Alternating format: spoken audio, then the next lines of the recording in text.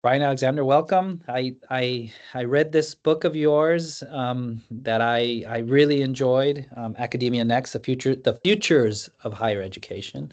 Mhm. Um, I'm Arturo Hernandez, as I mentioned just a few minutes ago, and maybe you can just tell us a little bit. I guess my first question would be just tell us a little bit about your personal background. How did you end up in this topic? What is it that about, that kind of brought you to here? I'm always curious about that when I read a book. Like, what takes someone to that point to write this book?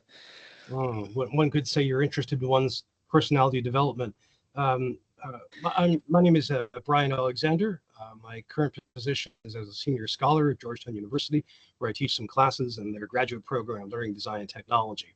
I'm a futurist specializing in the future of higher education, which means when I'm not teaching classes at Georgetown, I consult around the world. I make media ranging from videos to podcasts to lots of social media to a whole series of scholarly books.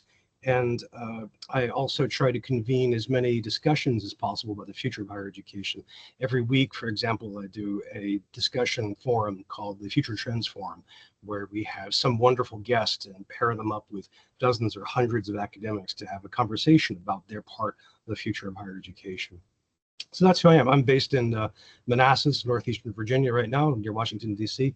How I got to this point is pretty weird. I'll be really quick. Did my doctorate in British literature in the 1990s. As a psychologist, you might appreciate that I did them in doppelgangers in British literature. So did a little dive into unusual psychology.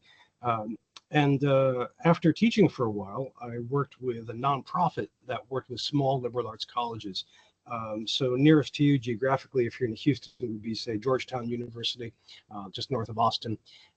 And I did that work for about 15 years. And in that work, I found that most of the campuses where I would visit were kind of okay about talking about new technologies for teaching and learning. But what they were really interested in was the future of higher education as such. So I really dove into that field of future studies or futurology, depending on how you want to call it, and reframe my work that way, and have been doing that ever since. About 11 years ago, I started up my own business, a consulting firm. And I've been doing that, but that's a really quick glance at my background. Wow, interesting. Okay. Well, again, as I said, I really enjoyed this book. I loved science fiction as a kid, by the way. Oh, That good was for one of you. I mean, I think a lot of people who study science somehow, looked at communicators, they watched Star Trek and now that we have Sure. cell phones and they thought about warp speed and stuff like that and other things. I mean, Isaac Asimov. I mean, there's a lot of Absolutely. really interesting ideas. I think I wanted to start with the sort of inequality question, right? So Hmm. and to give you a little bit of a background, because at the end, at some point, I want to ask you about the difference between the UC and UT, the University of California and the University of Texas, which Mm-hmm. is, of course, because I'm I'm a native Californian. I was educated, had my first job in the UC system. As I say, I was born, baptized, and confirmed in the UC system, and then I moved to Houston about 20 years ago, which is different. But Yes. I'm curious about your view of inequality within academia. I think for me, at least having grown up in the UC system, that's sort of one version of what public universities look like. And in Texas, it's a different version of it. And I'm sort of curious, you do kind of touch on that in the a couple of quotes from Obama. Um, but then also you kind of touch on that from the student perspective, but also from the staff, faculty, administrative perspective. I'm just curious what your thoughts are on that now. Well, I have all kinds of thoughts, and I have to say, I have to compliment you on being an early adopter of science fiction. I don't think one can really exist in the 21st century without paying attention to science fiction. And of course, science fiction plays a key role in future studies. I mean, both that a lot of futurists like myself are big fans of science fiction and use it in our work, um, but also that a lot of science fiction writers, not all, but a lot, try to imagine futures in different ways. And those futures can be very influential in terms of design and how we think about a great deal of stuff. When you mention inequality, are you thinking about differences between institutions, or are you thinking about higher education's role in larger inequalities? Yeah, I was thinking about within academia itself, right? the Yeah, students yeah. that are served. So the Mhm. one first part would be the students that are served by the different institutions. Well, one thing about American higher education, if we're going to focus on U.S. higher education, which is hugely important. I mean, we're about 1/5 of the global higher education capacity, and of course, America has huge reputations in terms of our research universities as well as our teaching. Um, I mean, our we are different from the rest of the world in a few ways, and one of them is that we are very disorganized. We Mhm. don't really have I mean, we've never had a national university, for example. The Department of Education is younger than I am and has, very, very little coordinating role when it comes to higher education. About a third of our institutions are private, so they're effectively independent, and those often get most of the attention. And then the 2/3 that are public are nominally state funded and guided, but again, depending on where they are and depending on the institution and so forth, they have some degree of independence. And between states, there isn't much coordination at all.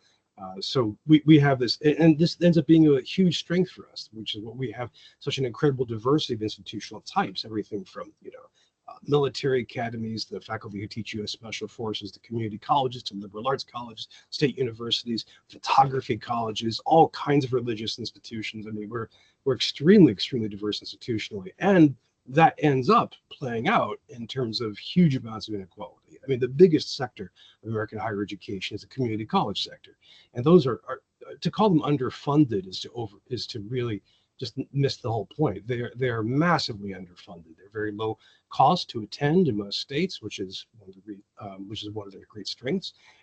But most of their faculty are adjunct. Their physical plant is really, really at best like office space, at worst like 1970s redux. Uh, and they do so much teaching and so much service. I mean, they're one of the great glories of American higher education, but they do the most in many ways with the least. And then the other extreme, we have universities like Stanford or Harvard or colleges like Vassar and Middlebury, which have enormous endowments. They're very exclusive. That is, they pride themselves on how many people they do not accept, and their amount that they spend per student is immense. And so we have that interinstitutional inequality, which is thoroughly baked in and very, very well known, easily documented, and that helps shape the students that we support. So most students who come to us from lower socioeconomic backgrounds, they tend to be tracked into the lower resource institutions. So again, Mhm. this is where community colleges really play a role. This is where open access or nearly open access state universities play a role, and then the occasional outlier in the private sector. Berea College, for example, in Kentucky, which is devoted to teaching people in Appalachia, and they have this extraordinary setup where they don't charge tuition. Students have to work, which is very interesting as a work college setup, but they don't Mhm. charge tuition, and they serve arguably the poorest part of the United States, Appalachia. Um, then we, of course, students that come from the upper, say the upper quintile of socioeconomic backgrounds, they tend to be tracked into places like the aforementioned Harvard or Vassar or Stanford. It's not a one-for-one correspondence. We don't have a complete caste structure per se. Some universities and colleges do, they expend a good deal of effort to try to recruit students from marginalized populations. Some do not. I was talking to a friend who works at a university where the, the proportion of students there that are Pell eligible is something like 2%. Um, Mm. but we kind of map our institutions onto the pre-existing inequalities, and then the students who come to us, depending on their background, the ones in the lowest quintile may need all kinds of resources that we're not accustomed to providing. As I Mhm. answer this, one of my cats is starting to climb up here, so I hope that won't disturb Oh, too no much. worries. Um, this is a very photobombing cat who loves to show off. Um, but we think of students who, for example, who are homeless, Mhm. or who live elsewhere but can't afford to stay on or near campus. We think about students who are food insecure, students who are deeply tied to their family, but in that family context, experiencing abuse of various kinds. Mm. Mhm. And so that's increasingly become a function for colleges and universities to perform as a kind of social work function. And this is why you see things like food pantries, housing grants, expanded mental health and physical health services, and so on. I have a lot more to say, but am I at least in the direction Yeah, of answering the no, question? that definitely helps. I guess a follow-up question would be, because you write quite a bit about how, you know, a BA is becoming in some ways like what a high school diploma was before Mhm. for a lot of the population. And there seems to be this sort of new underlying tone that getting a BA is not worth it, that there's, of course, there's the debt that people have to go into to go to school for some. You did talk about, one university which I was aware of where they actually they work and they don't pay tuition, but most of the time people are taking on student loans that then they have to pay back. And I'm just wondering if you in your mind, or if you know of the fact that a BA pays off differently, of course, depending on whether you go to the elite Harvard, Stanford, right? Very exclusive, Vassar, versus going to Brea, right? Or a community college and then transferring to a small state university. Is your guess that that BA payoff would vary? That it's just, let me put it this way. When fewer people got BAs, there was a big payoff for BAs.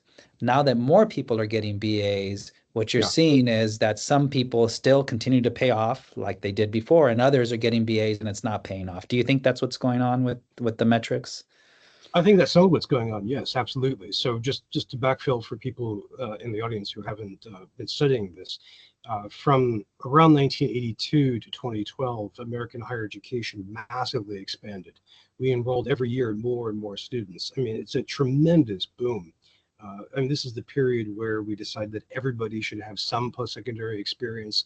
College for all was the slogan, and we worked really hard on that, and we succeeded. We massively expanded access through all kinds of ways, um, and we changed our institutions in a wide range of ways to make that happen. This is where student loans really took off. For example, this is where we expanded quite a bit of online learning in this mode.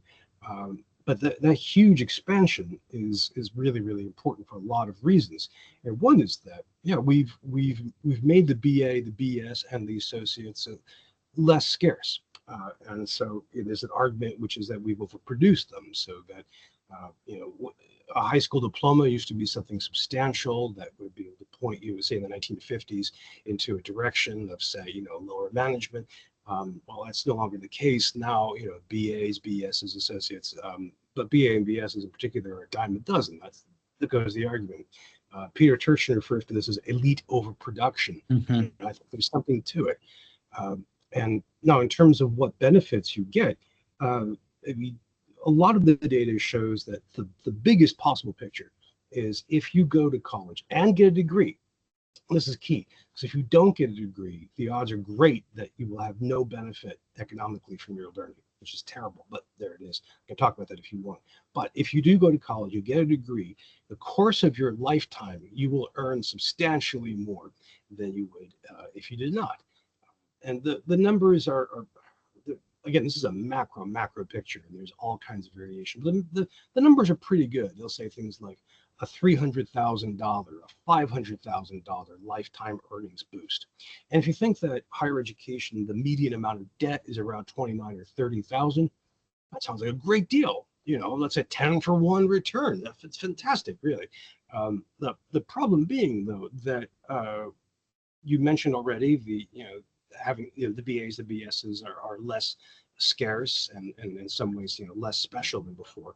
But also, as you started to mention, it depends a lot on the institution you went to, but also the degrees you got. So generally speaking, I think it's pretty clear. You can say that if you get a degree in the full spectrum of allied health. I mean, there's everything from surgery, nursing, pharmacology, dentistry, hospital administration, electronic medical records, all of that. That you're going to make a substantial amount of money depending again on where you work and how you do it. If you work in most of the STEM fields, ditto. If you get a degree in, say, God help you, English literature or religious studies and so on, you're less likely. But it also depends on your institution. So a degree from Harvard counts for a lot more than the Bunker Hill Community College degree. And on top of this, we have to account for the fact that the debt burden is substantial and can be life altering. That is, if someone comes out of college and starts to have to, immediately has to start paying down their debt, and they don't start making a lot of money right away for whatever reason. They go into the service sector. It might be that they have life events. It might be that they're looking at the long-term picture. I mean, a great selling point for liberal education is that if you graduate with a liberal education degree or a liberal arts degree, yes, you tend to make less money on your first job compared to somebody who gets a degree in a narrow subject. But your second job, you tend to make more money because you've had those habits of mind where you can move between different domains and so on. So if you're pursuing that, you're nevertheless weighed down by that millstone of debt. And that, of course, keeps building up. It's you can't discharge it through bankruptcy.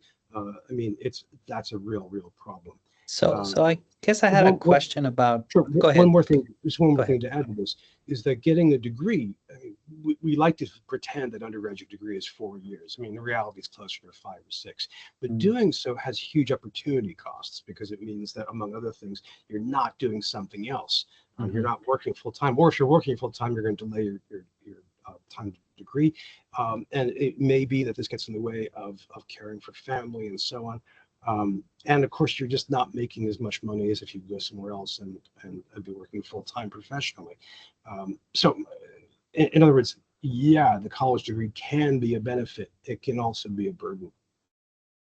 Yeah, I guess I'm curious about um, and I was gonna put this in a little bit later, but you mentioned if you're in allied health, right? So, Mhm. and one of your future scenarios is sort of the health university, Yes, right? yes, yes. Um, which in psychology is interesting because psychology in my field has a big rift, right? So basically, most people, a lot of people, not everybody, and that's changed a little bit now, thinks that most people think if you're a psychologist, you do therapy, right? Um, and of course, that's one strand is from psychoanalysis into clinical psychology, right? It's changed a little bit because there's also behaviorism that's morphed into clinical psychology and now Mm, cognitive and now brain. mhm, So mhm, clinical mhm, psychology has changed, but its essence is sort of from the psychoanalytic kind of side of things from its beginning, right? And that's psychiatry. And then there's experimental psychology, which is from Wilhelm Wundt and from the first experimental psychology laboratory. And so there's this sort of rift in psychology between the health side and the mm, STEM side, right? It's like interesting. experimentalists who are like chemists, and Yeah, yeah, then yeah. really I call clinical psychology the medical school of psychology, right? It's like Mm, medical school versus chemistry, biology, kind of that idea, roughly speaking. And so I'm really curious about your health view um, in light of, yeah. at least I can see it within psychology itself Mhm, that align, working with any field, if you're a cognitive psychologist, if you do aging stuff, right, you're mhm, likely to get many more grant mhm, dollars than mhm. if you were just to do some boring experiments with undergraduates at the University of Houston, in my case, or any other university. And so I'm curious what your view on this sort of relationship between health and the university. And I have a follow-up one to ask after that, but I'm just curious what your thinking is. You write about it as one of the future scenarios. I'm Yeah. just, what do you think about that? Well, so for those who haven't read this one chapter, the book offers a few different scenarios for future campuses and what they might look like. And one of them I called the healthcare nation future. And in this one, the health sector, again, the full spectrum of allied health. When we think of healthcare, we often think of hospitals, but it's important to keep in mind it's a vast ecosystem. But in this scenario, that sector becomes the biggest economic sector in the United States. And it's funny, Arturo, when I present this, nobody ever disagrees or gets excited. Everyone shrugs and says, yeah, it's going to happen.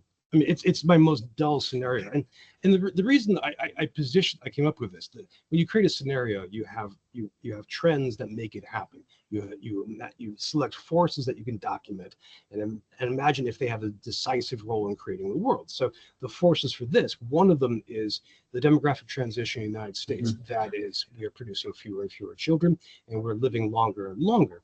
And statistically, the older we get, the more healthcare we consume. So Mhm. demand for healthcare will keep going. The second thing is that America is a wonderful R&D sector for healthcare and for medical care as well as for public health. And so we keep coming up with new treatments for problems and ailments, diseases, and injuries. And so again, if you will, that expands the demand side of this. My father recently passed, but he could Sorry to easily hear have that. died. Thank you, but he could easily have died 10 years previously. Mhm. But the whole series of just amazing medical interventions just really prolonged his life, for which I'm grateful, and he was grateful. But again, that development keeps going, and that development means you need more people to be trained, more people to be educated, more funding for this, and so on. And the third driver behind this is the cockamamie way we finance healthcare in the United States. You know, it's not accidental that no other nation on earth has imitated us in this score. And as far as I can tell, the political consensus is that yeah, it's a mess, and no, we're not going to do anything about it. The last big intervention was the Affordable Care Act, which did some progress, but we're kind of stuck with it, which means we got to include in allied health the insurance industry, which is a Mhm. huge industry, right? But that is expensive. We know that the US spends more on healthcare than any comparable country in the OECD. And so it looks like, unless we have a sudden national revolution to fix this, that those costs are going to keep going up, which means the sector gets bigger, employs more people, and so on. That's a quick sketch of the forces behind this scenario. Um, I think in your field, it's very, very interesting because psychology is undergoing a boom time in many ways. The Mhm. demand for therapy, for psychotherapy, for counseling Mhm. is just immense and growing, and partly driven by the national global trauma of the COVID pandemic, Mhm. but also because of the whatever you want to call it, the national mental health crisis. You Mhm. can find a piece of that with the Surgeon General declaring loneliness to be an epidemic, and so on. So the demand for all kinds of psychological help is just growing and growing. So great field to get into, students, for a career. Um, in terms of the research divide, it's really, really interesting because psychology is suffering from the replication crisis, which is very, Mhm. very large. But also, as you say, you have multiple paths to work on. I mean, there's the whole, the immense cognitive psychology field, which is just a huge world to itself.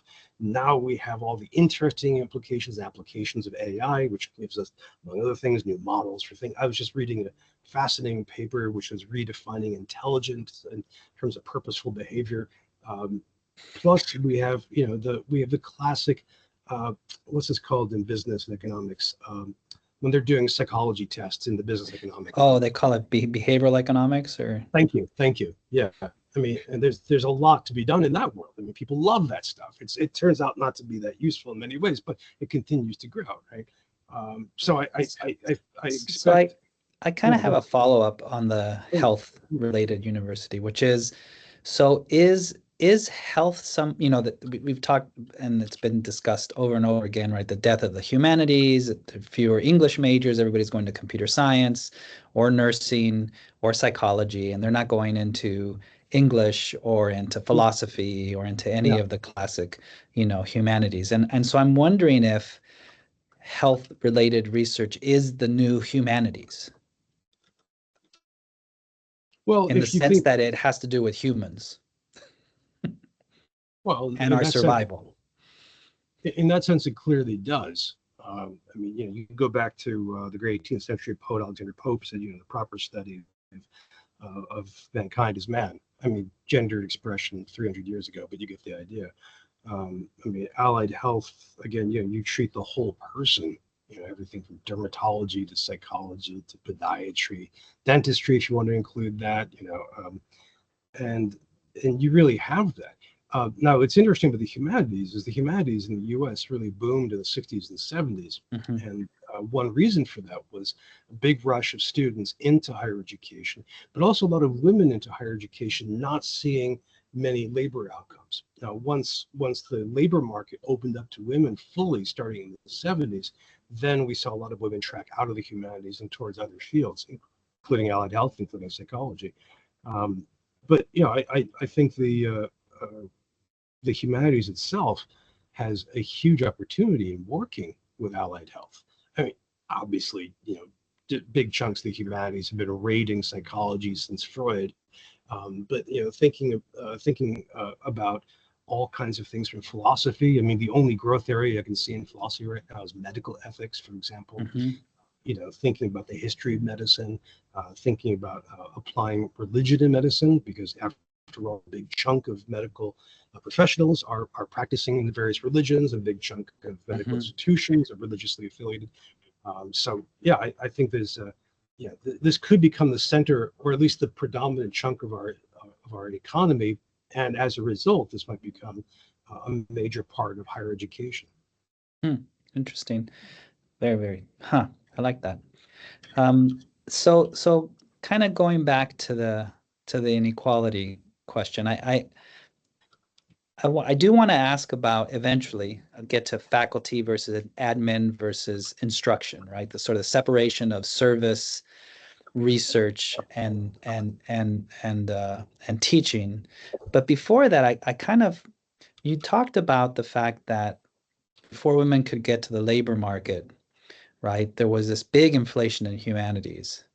And then as soon as the labor market opened up for women, there began to be a decrease in humanities. And there's been some work on academic inequality by Aaron Closet, along with some other colleagues over at the University of Colorado. So they have Boulder. They have a few really prominent papers and funding. Darren Larimore is another one in that group, looking at how inequality kind of perpetuates itself in for faculty in academia Mm, mm, specifically, mm, even doing things close to where they take a faculty member who moves up in the hierarchy for the first job versus someone who moves down, finding that fact that there's an effect of the institution where they get their first job on the trajectory of their career in terms of prominence.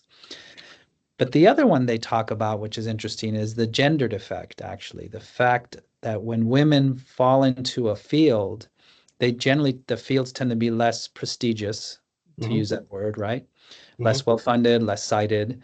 And and so as that happens, the fields become less prestigious. And in subfields within a field, so computer science, for example, mhm. the more prestigious fields will be more male dominated and the less prestigious will be women dominated. And I'm wondering, as there's a big push to diversify in terms of gender, right? Obviously, in terms of ethno-racial diversity, but in terms of gender diversity, there's a lot of push for more women, especially at elite, especially at the senior levels, right? So we saw before this whole mess with the Ivy League presidents that went on, right? They were almost all women, Yeah, right? yeah. And that was the trend, right? Now it seems to have shifted a bit, but I'm wondering if the university itself becomes more female dominated, Yeah. will that is that signaling a loss in prestige of the university as an institution in the United States? Yeah, it might well be. Just to back up a little bit, we've historically presidents of the college and universities of all kinds have tended to be male.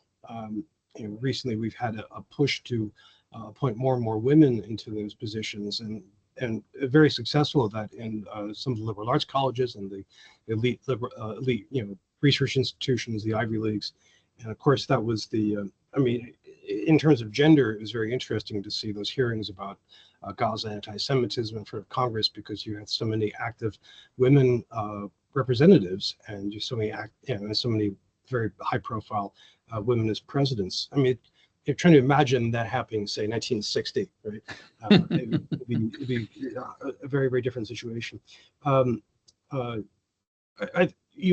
one data point to add to this as well is that the proportion of students who enroll in higher education in the U.S., the majority is female, and roughly we're talking about Mhm. 60% women to about 40% men.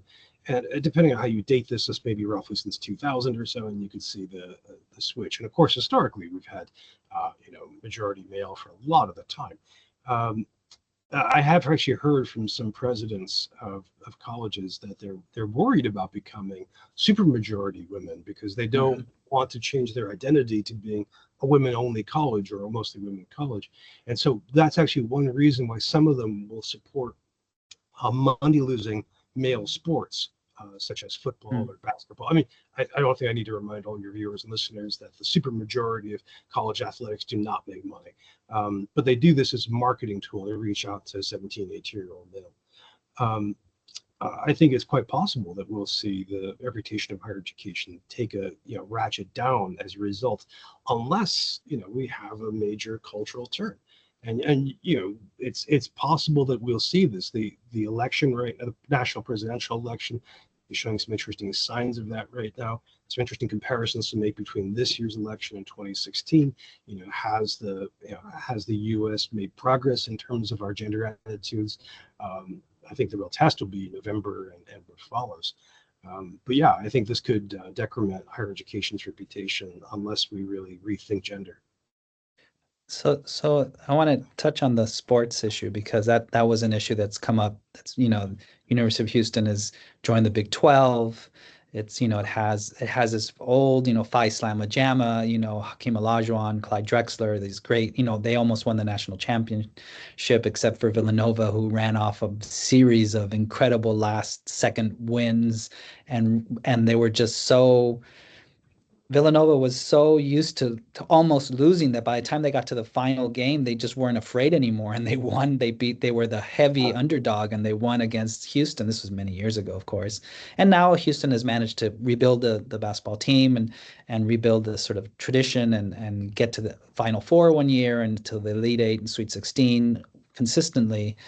And of course, it's a big deal and there's now the president's declared that she wants to double the athletics budget from non-university sources.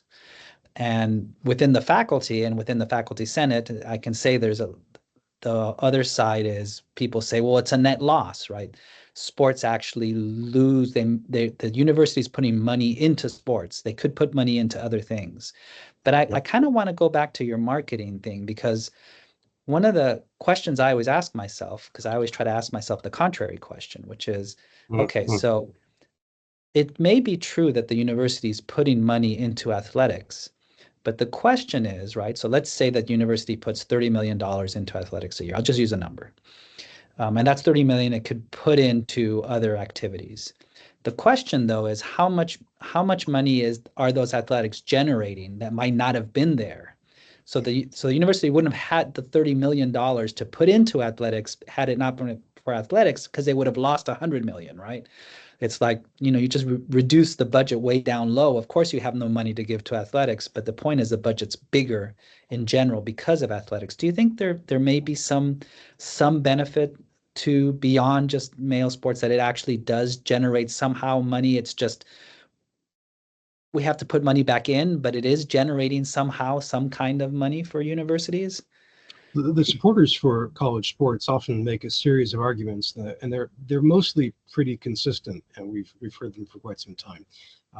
And one of them is the exception that makes money. My alma mater, the University of Michigan, just kind of prints money off of football and basketball.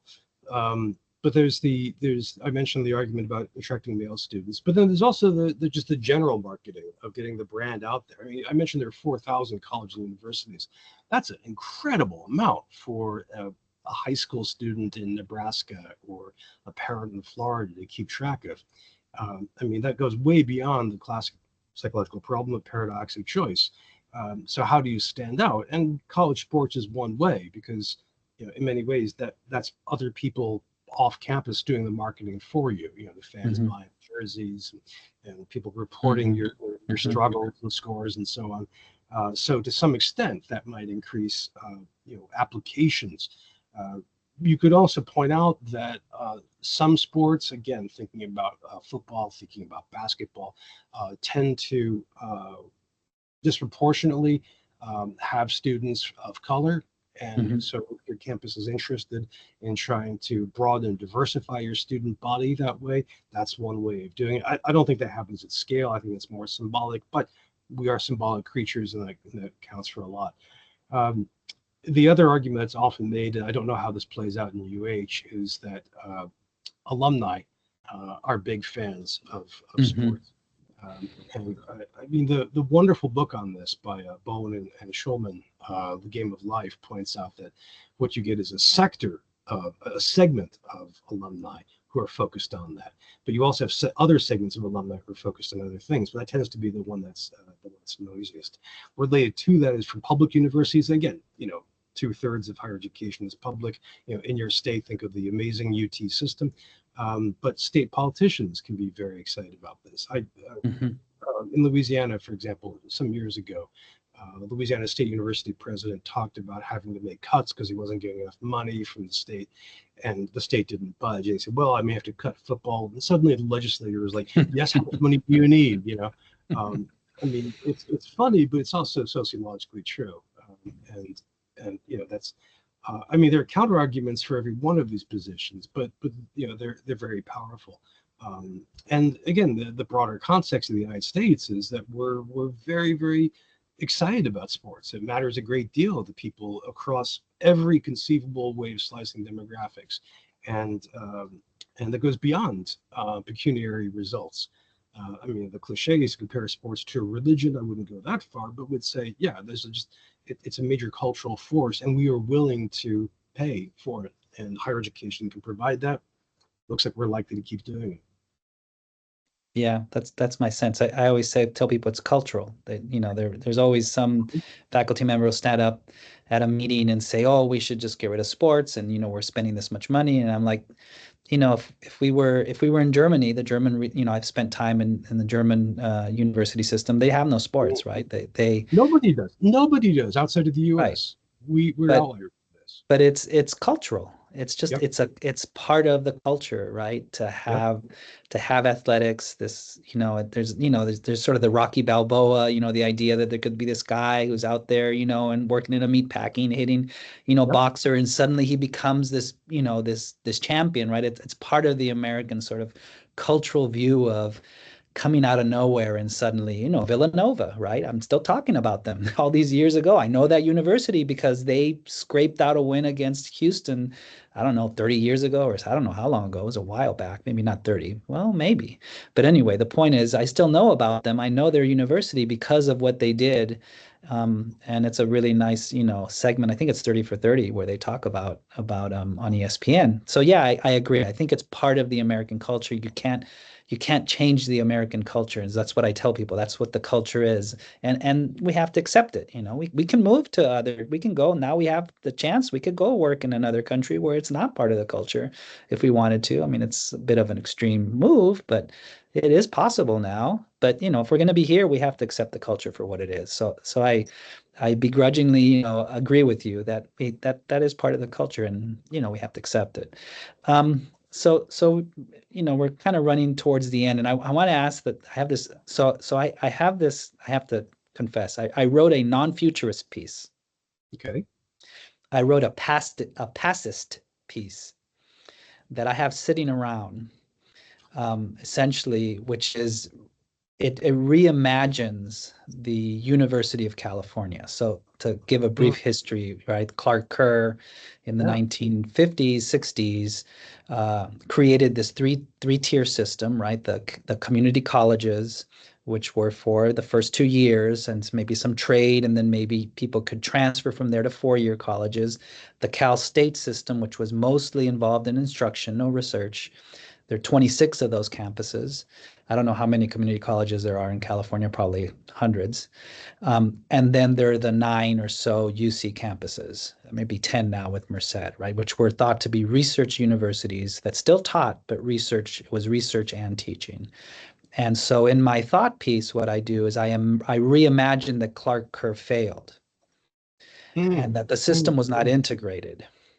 I can Hmm. send it to you. I've been trying to figure out where to put this. It's a pacifist piece, not a futurist. But in this scenario, the UC system disintegrates. It becomes California University at Berkeley, University of Los Angeles, and Nice. Davis A&M University, right?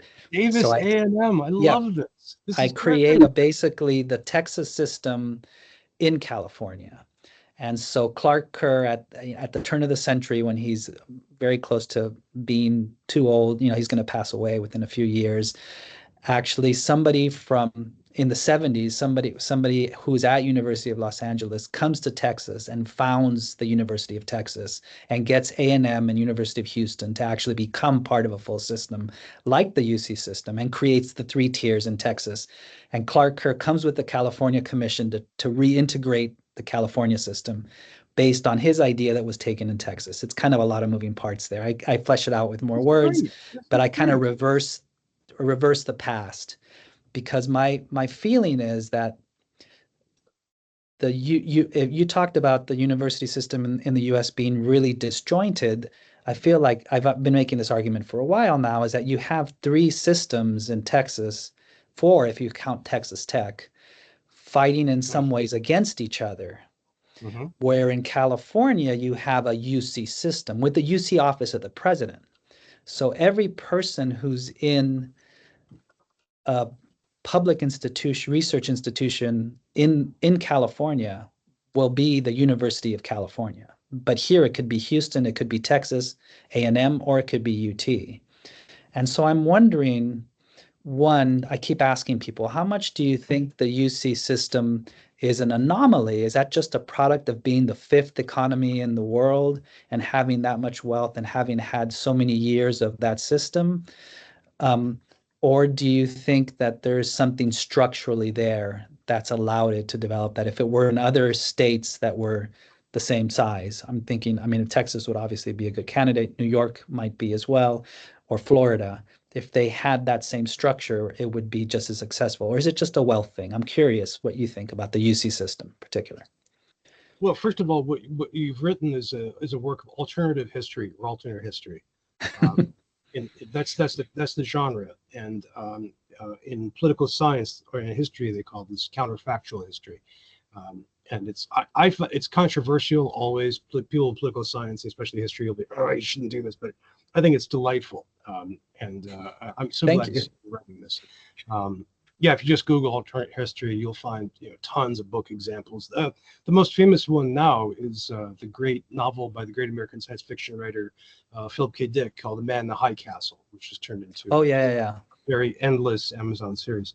Um, the I think it's important to remember that Kerr did this just before Reagan, and Reagan more or less drove him out in our timeline, in the reality that we inhabit. Um, and I think you would have to the pre-Reagan political sentiment in California was very, very much New Deal, very much Mm, very progressive, and you saw similar examples in other states. Wisconsin, for example, the Wisconsin idea was very similar. Smaller state, smaller economy, but they built out a huge system with a similar idea of access for everybody.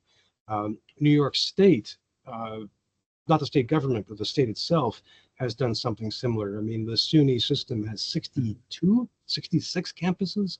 I mean, mhm, it's really extraordinary. And next to that, we have the CUNY system, the City University of New York system, mhm, which really, really serves the most marginal populations in the greater New York mhm, area.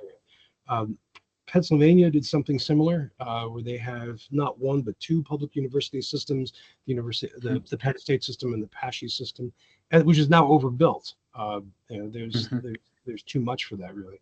Um, a few of the southern states have done something similar as well, but those are some of the ones that really leap out at me for having that kind of Kerr-like vision of the great master plan, the UC, the CSUs, and the CCs. Now, it's worth noting that California has in many ways turned against that. The state has been withdrawing funding from the mhm, universities. The universities have been pushing tuition up. They've been reducing access. The big success has been mostly recruiting international students, particularly from Asia, because Hmm. international students you can charge them more money, and the state legislature pushes back and so on. I would love to see this be a kind of, the progressive populist rather strand of Texan politics, to see, more and more open access, especially for Latino populations in Texas. Um, it's worth noting here, UT Austin is one of the great, American universities, huge endowment. And also from a climate change perspective, it's interesting that it actually produces its own electrical power. Most universities and colleges do not. Um, I think this would be wild to see. Right now, though, there's been a major cultural shift since the 50s and early 60s when Kerr did this and when Wisconsin had the Wisconsin idea and so on. Hmm.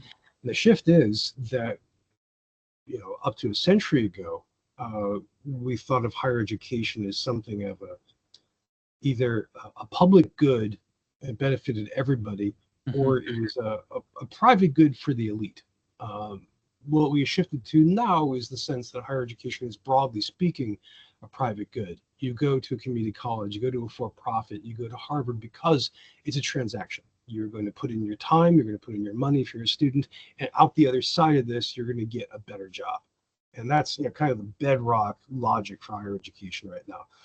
Are there problems with this? Sure. I mean, there's the classic baby boomer idea from the 60s that you go to college to discover who you are. And that function is still there, but it's really hard to make the case for that in the age of massive student debt.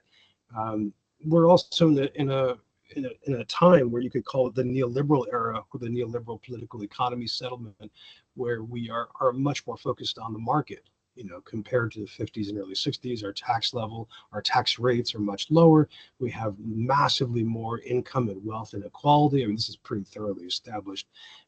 And so for higher education, the elite in higher education plays an open role in this. I mean, if you look at the advertisements, the presentations, the marketing for the top 1% of American colleges and universities, they're pretty clear. Come to us and you'll be rooming the next billionaire or the next president or the next Hmm. Supreme Court justice. Everybody else, the 99% of higher education, we have to make other cases. And they're often skills unto jobs. Come here, get a degree in thoracic surgery, and you can be a surgeon. Get a degree in Hmm. statistics, and you can become a government worker with a solid job, that kind of thing. I think that's very, very different than the California plan or the Wisconsin idea. And it's one, my friend, the really great scholar, Chris Newfield, he's done wonderful books on the decreasing amount of support that states give colleges and universities. He calls for a cultural change. He says we need to switch back. We need to say that higher education is a public good, Hmm. because if you go to college, you get your degree in psychology, you get to become a therapist. That's great for you. Yes, you get to make that money, but you are more likely to have better public health outcomes, which is good for everybody. You're more likely to participate in politics, to vote, to lobby, to Hmm. run for Hmm. office, which is better for everybody. You're more educated, so you contribute to the overall pool of knowledge by which we make decisions. So, and given everybody the ability to access that, should improve life for everybody. We're not there yet. I wonder if Generation Z will carry us there, but it's going to take a couple of decades. But right now, we're in the neoliberal transactional phase. I think Clark Kerr he would ride with it, because he was a consummate politician. But I don't think this is his spirit. Hmm. Do you think that's interesting, the public good? I mean that is a sort of choice, sort of, civil liberties, right? Sorry, or individual liberty versus public safety, right, is another thing, right? Should we let Yeah, people just go whatever speed they want, or yeah, should we rigidly enforce, with traffic cameras, and possibly violate people's rights by doing that? On the other hand, should we let people just drive whatever speed they want, and then they cause more accidents? But that also is, it's always a balance. So, and oh, we anyway, saw it, it we saw it's this a it's most recently in it's a in hard thing to COVID. deal with. There is a book called The Fourth Turning that I will Mhm. point out to you. I don't know if you've Yep, you've seen it. I I've read listened to it. the whole thing.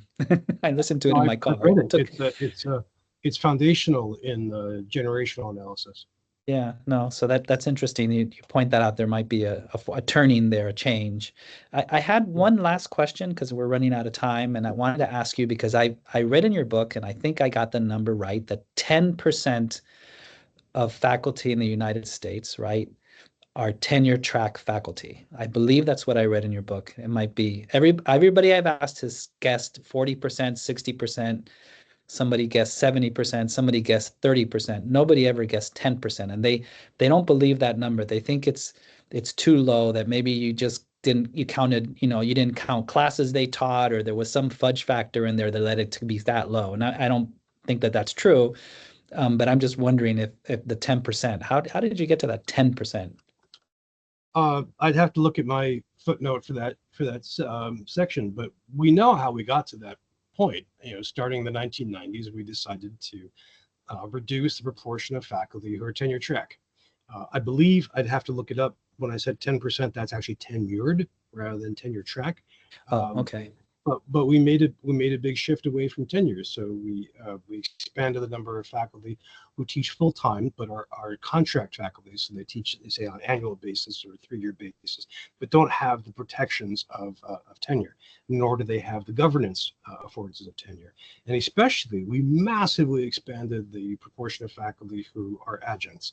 If you see the dedication in that book, dedicated to adjuncts, who do more than anybody else with less. So an adjunct in Canada, they refer to as sessional, are faculty who are hired to teach individual classes, sometimes individual sections on a per semester basis. They have no protection of tenure. They have no governance. They tend to not have institutional support, office, professional development, travel grants, that kind of thing. And they are in many ways the biggest proportion of faculty in the U.S. And the reasons for this are pretty well known. I mean, we generated huge amounts of PhDs from the Research One universities, way beyond the ability of the market to bear them. We've been having financial pressures in a lot of higher education, the big pressure to reduce costs, and adjuncts are way cheaper than tenured faculty. And also, kind of the open secret is there's studies all over the place, but an adjunct faculty member is roughly comparable to a tenured track faculty member in terms of teaching quality. Depending how you measure it. Yes, an adjunct faculty member isn't going to be there full time, so they don't have a bigger presence on campus. They might not be there to teach multiple classes to the same student. They won't necessarily feel they can take the same pedagogical risks that a tenured faculty member can take. Uh, but they are competing for their jobs with every month, and often they come with the same amount of passion and a lot of training and practice, and they want to bring it to bear. So I think that's kind of the open secret of higher education, is that's we've adjunctified the professoriate. And I keep saying we because I do hear people say, well, I didn't do this. Well, we made this happen. We did the production of PhDs in higher education. We did the hiring practices. And did external forces help drive it? Sure, as they help drive any one of our decisions. But it's really important, I think, for higher education to take ownership for this. And I think that's simply a fact right now. And whenever we look at changes in higher education, how higher education is approaching artificial intelligence, for example, we usually tend to neglect this big population that plays a decisive role. So if we think, my previous book, you can see it on the screen here, or the book after Academia Next, was about climate change. And it's really important to think about how many individual faculty members make decisions about climate change in their work, in their pedagogy, in their travel, in their service, in their research.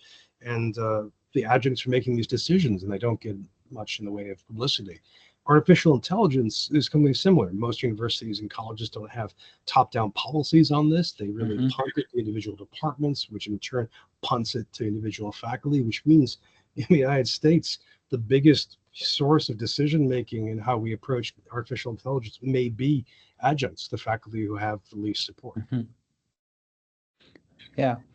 Well, we're out of time. I really appreciate you telling us, and the future stuff is great. I'm gonna